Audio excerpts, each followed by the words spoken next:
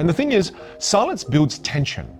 And when you finally do speak, people actually lean in because they know this one's gonna matter. And it's not that you're saying something smarter as compared to others, it's just that timing makes everything sound smarter. So here's what you do. Before your next important conversation, write down what you want to say. Now cross out half of it. Then read it again and ask yourself, if I could only say one line here, what would it be? Distill it. That's your truth. Say that and let the silence do the rest. Because your silence makes your words echo louder.